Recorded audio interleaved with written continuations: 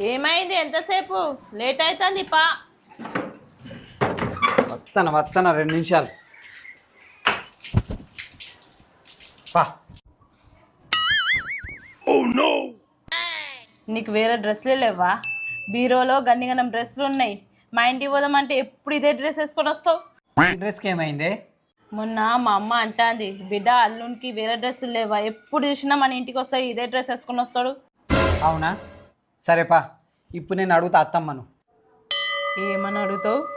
అత్తమ్మ, దీన్ని మీ ఇంటికాడ దింపి మళ్ళీ తీసుకుపోనీకి వచ్చినప్పుడు, బిడ్డ మరి నాకు 5 బిడ్డలు ఉన్నారు, ఊకే దీన్ని తీసుకుపోతావా, వేరే దాన్ని తీసుకోపో అని ఎందుకు అడగవని అడుగుతాం మీ అమ్మను. ఏం మాట్లాడుతున్నావురా?